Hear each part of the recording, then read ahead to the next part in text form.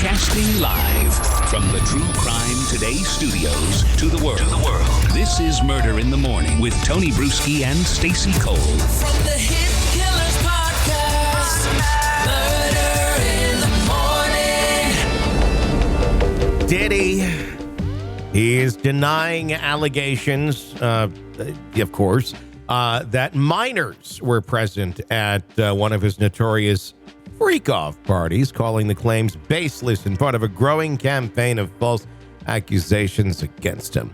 The latest allegations emerged after Tanea Wallace appeared in the documentary The Downfall of Diddy Inside the Freak-Offs, where she recounted attending one of the music mogul's parties in 2018. According to Wallace, the event continued into the early hours, featuring intoxicated guests engaged in sexual activities, allegedly in the presence of minors. Combs' representative swiftly responded to Wallace's statements, firmly rejecting the accusations. Miss Tanea Wallace has no credibility, and her claims about freak-offs and the minors are completely and categorically false, read the statement released on Combs' behalf. As we've said before, Mr. Combs cannot respond to every new publicity stunt, even in response to claims that are factually ridiculous. Mr. Combs has full confidence in the facts and the integrity of the judicial process in court. The truth will prevail, and the accusations against Mr. Combs are pure fiction. Yeah. The denial coming from Combs at kind of a time while he's under a little legal scrutiny. Of course, federal investigators probing his alleged involvement in sex trafficking and racketeering activities. Some speculate that the notorious parties are part of a larger illegal operation, which is now being examined in court. Combs' legal team, of course, remaining adamant that he will be exonerated. And they'll keep saying that as long as they're getting paid. The latest claims, just another example of the baseless attacks being made against Mr. Combs. His defense has reiterated. Combs still sitting in the Metropolitan Detention Center in Brooklyn, awaiting those federal charges next year. His latest bail request, I think this was like number 4, denied. The $50 million bond package was proposed. Besides the criminal charges, he's also confronted with a lot of civil suits. Over 100 victims accusing him of some form of sexual assault. So we're not denying the freak-off parties. We're just denying that there were minors there. Am I getting this right? Did I read this right? Well, I mean, they just denied the whole concept, I think. They didn't specifically say, no, there were no minors at the freak-off parties. They're just saying it's all lies. Okay. I guess I was hearing it in my head that, there weren't minors there, but yeah, we did the freak-off parties. Well, we did all that shit, but there were no kids there. There's pictures. He talks about it. There are, it's not, I think that's really up for question if there were freak-off parties. I think the question is, were there anything illegal going on at the freak-off parties? How were the women there? Why were the women there?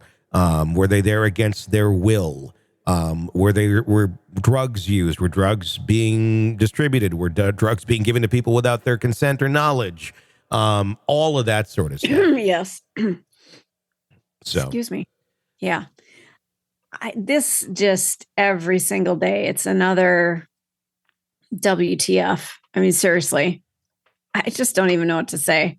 I keep saying that, but every day it's something else. How many people are in this circle? I mean, how big is this net?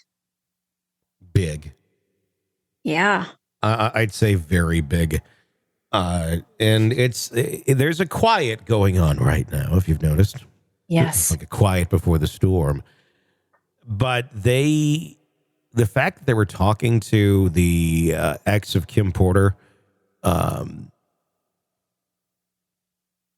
or not the ex, the friend of Kim Porter, who claims that Kim had given him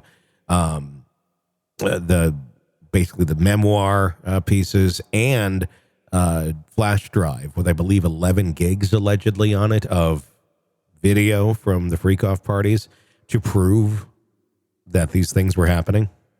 That's quite the fuck you, isn't it? I mean, do you have a hard drive or a thumb drive of anything that could bring somebody's life to a screeching halt? I don't. No. Yeah. No. Right? I don't think I would have any. No. No. I wouldn't want that either. Yeah.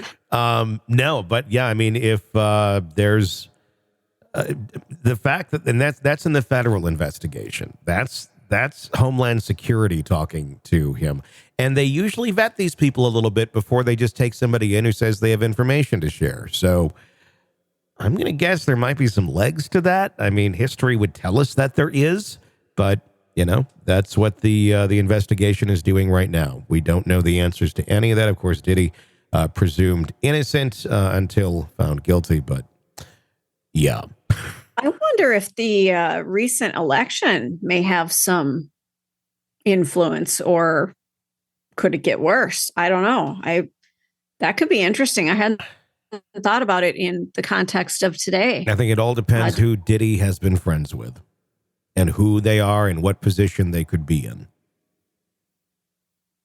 Boy, that's a scary prospect.